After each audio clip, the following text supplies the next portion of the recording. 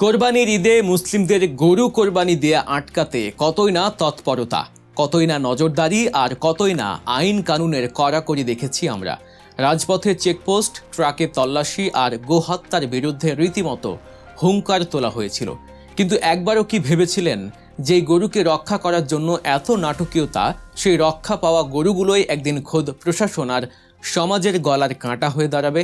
হ্যাঁ, ঠিকই শুনেছেন। এক সময়ের কোরবানির গরু বা কসাইখানায় বিক্রি হওয়া বয়স্ক গরুগুলো আজ আর বিক্রি হচ্ছে না।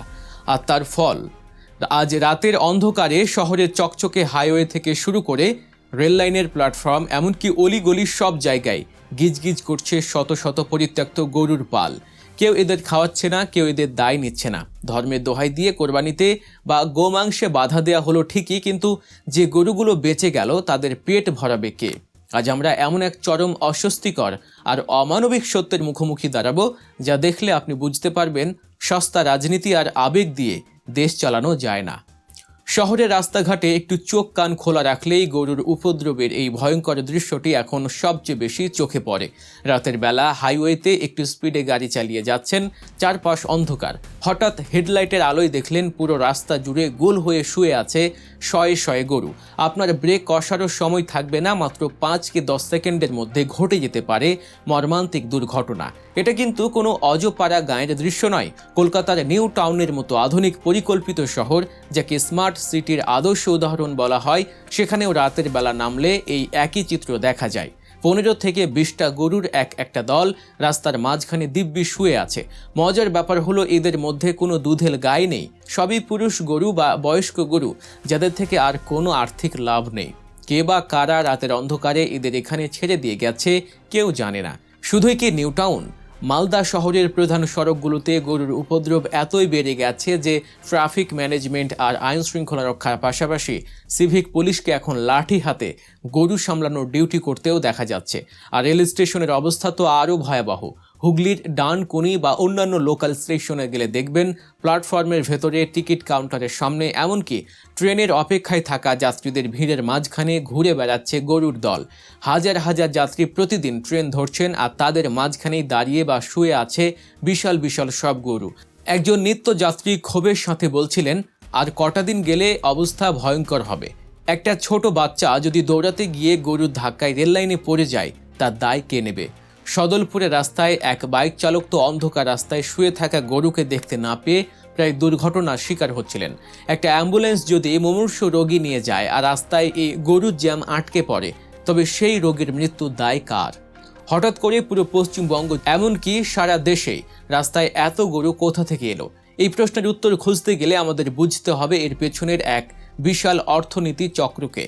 ভারতবর্ষের গোপালন বা ডেইরি শিল্পের পেছনে একটা চমৎকার ইকোসিস্টেম কাজ করত।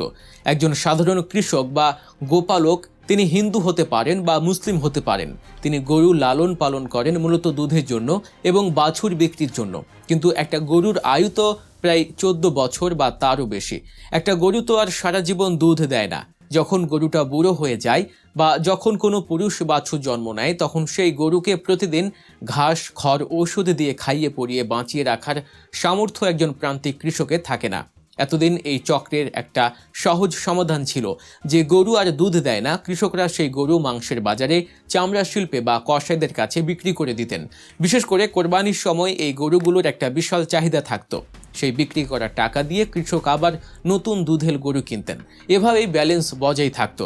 কিন্তু গত কয়েক বছরে গোহত্যা নিষিদ্ধ করা এবং গত ঈদ থেকে কোরবানিতে বাধা দেয়া এবং গোরক্ষকদের তাণ্ডবের ফলে এই পুরো অর্থনৈতিক চক্রটা একেবারে তাসের ঘরের মতো ভেঙে পড়েছে।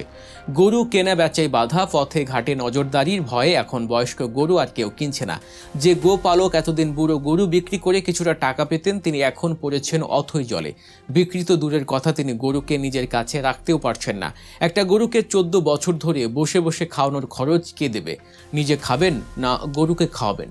এই হতাশায় এবং চরম আর্থিক চাপে পড়ে সেই অসহায় কৃষকরা এখন রাতের অন্ধকারে ট্রাকে করে এনে বা লুকিয়ে গরুর পালকে হাইওয়েতে বা শহরের রাস্তায় ছেড়ে দিয়ে পালিয়ে যাচ্ছেন। এটা কোনো অপরাধী চক্রের কাজ নয়, এটা অর্থনৈতিকভাবে ভেঙে পড়া একদল মানুষের বেঁচে থাকার শেষ মরিয়া চেষ্টা। কোরবানিতে যে গরুকে তারা জবাই হতে দেননি সেই গরুই আজ তাদের গলার কাঁটা হয়ে দাঁড়িয়েছে। এই সংকটের প্রভাব শুধু গরিব কৃষকদের উপরই পড়ছে না, এর প্রভাব পড়ছে আপনার আমার সবার উপর। খেয়াল করে দেখেছেন দুধের দাম কিভাবে বাড়ছে? মিষ্টির দামও আকাশ ছোঁয়া, কারণ গরু পালনের খরচ বেড়ে গেছে কিন্তু কৃষকের আয়ের পথ কমে গেছে। অন্যদিকে চামড়া শিল্প, মাংস শিল্প এবং এর সাথে জড়িত পরিবহন ব্যবস্থার উপর নির্ভরশীল লক্ষ লক্ষ মানুষ আজ কর্মহীন। হাজার হাজার পরিবারের রুটি রুজি একেবারে বন্ধ হয়ে গেছে। তাহলে প্রশাসন এই গরুর উপদ্রব ঠেকাতে কি করছে? স্থানীয় প্রশাসন মাঝে মাঝে মাইকিং করছে, আপনারা আপনাদের গবাদি পশু নিজেদের এলাকায় রাখুন। একবার ভাবুন তো, যে মানুষটা নিজের গরুকে খেতে দিতে না পেরে বাধ্য হয়ে রাস্তায় ছেড়ে আসতে বাধ্য হয়েছে, তাকে মাইকিং করে বা আইনের ভয় দেখালে কি সমস্যার সমাধান হবে? ট্রাফিক পুলিশ হয়তো আইনি পদক্ষেপ নেওয়ার হুমকি দিচ্ছে, কিন্তু কার বিরুদ্ধে নেবে? যে মানুষটা নিজেই এই ভ্রান্ত নীতির শিকার, তার বিরুদ্ধে। ধর্মীয় আবেগ এবং গরুর প্রতি ভক্তি ভারতের সংস্কৃতির এক অবিচ্ছেদ্য অংশ। কোটি কোটি মানুষ গরুকে পবিত্র মনে করেন, কিন্তু আবেগ দিয়ে তো আর অর্থনীতি চলে না, আর আবেগ দিয়ে গরুর পেটও ভরে না। ভালোবাসার মানে শুধু দাবি করা নয়, ভালোবাসার মানে হলো দায়িত্ব নেয়া। আপনি কোরবানিতে বাধা দিলেন, খুব ভালো কথা, কিন্তু তারপর সেই গরুগুলোর কি হলো? তাদের রাস্তায় ছেড়ে দিয়ে অনাহারে রেখে প্লাস্টিক খাইয়ে গাড়ির চাকায় পিষ্ট হওয়ার জন্য ফেলে রাখাটা কি গরুর প্রতি খুব বড় সম্মান দেখানো হলো? এটা তো চরম অমানবিকতা। এই সমস্যার সমাধান করতে হলে বাস্তবগত নীতির দিকে হাঁটতে হবে। প্রথমত, প্রতিটা জেলায় পর্যাপ্ত ধারণ ক্ষমতা সম্পূর্ণ এবং আধুনিক পরিকাঠামোযুক্ত গোশালা তৈরি করতে হবে। বর্তমানে যে গোশালাগুলো আছে তাতে ধারণ ক্ষমতা 3 গুণ গরু গাদাগাদি করে আছে। নতুন গোশালা তৈরির বাজেট সরকারকে দিতে হবে, সেখানে গরুর খাবার ও চিকিৎসার ব্যবস্থা করতে হবে। দ্বিতীয়ত, গরুর জন্য ডিজিটাল ট্যাগিং সিস্টেম চালু করতে হবে। কোন গরুর মালিককে সেটা রেকর্ড রাখতে হবে, যাতে কেউ চাইলেই রাস্তায় গরু ছেড়ে দিয়ে পালাতে না পারে। কিন্তু এর পাশাপাশি সেই কৃষককে আর্থিক সহায়তাও দিতে হবে। তৃতীয়ত, কৃষকদের জন্য ভর্তুকি বা ক্ষতিপূরণের ব্যবস্থা করতে হবে। যে কৃষক তার বয়স্ক গরু বিক্রি করতে পারছেন না, তার আয়ের যে ক্ষতি হলো, সরকার যদি গোহত্যা বা কোরবানি বন্ধের নীতি নেয়, তবে সেই কৃষকের ক্ষতির দায়িত্বও সরকারকে নিতে হবে। গরুর বাকি জীবনের ভরণ পোষণের খরচ সরকারকেই বহন করতে হবে। সবশেষে, চামড়া বা মাংস শিল্পের সাথে জড়িত যে লক্ষ লক্ষ মানুষ বেকার হয়েছেন, তাদের পুনর্বাসনের পরিষ্কার রূপরেখা তৈরি করতে হবে। যে নীতি কোনো বাস্তবসম্মত বিকল্প ছাড়া তৈরি হয়, তার মাসুল এভাবেই সাধারণ মানুষকে এবং নিরীহ প্রাণীদের চোকাতে হয়। উত্তরপ্রদেশ, মধ্যপ্রদেশ, রাজস্থানে এই গরুর উপদ্রব আগেই প্রকট হয়েছিল। এখন পশ্চিমবঙ্গ সেই একই বিপদের মুখোমুখি। এখনই যদি সরকার, প্রশাসন এবং সাধারণ মানুষ মিলে এর একটা স্থায়ী অর্থনৈতিক ও সামাজিক সমাধান বের না করে, তবে আগামী দিনে ভারতের রাস্তাঘাট চলাচলের অযোগ্য হয়ে পড়বে এবং দুর্ঘটনার বলি হতে হবে সাধারণ মানুষকেই। দর্শক, আমাদের এই বিশ্লেষণ যদি আপনার কাছে যৌক্তিক মনে হয় এবং চারপাশের এই জ্বলন্ত সমস্যাগুলো নিয়ে আরও এমন সত্য ও তথ্য নির্ভর ভিডিও দেখতে চান, তবে অবশ্যই আমাদের চ্যানেল গল্প নিউজকে সাবস্ক্রাইব করুন, ভিডিওটি শেয়ার করুন, যাতে গুরুত্বপূর্ণ আলোচনাটি আরও বেশি মানুষের কাছে পৌঁছায়। যারা ভারত থেকে দেখছেন তারা কমেন্ট করে জানান আপনার এলাকার রাস্তাতেও কি এমন গরুর উপদ্রব বেড়েছে।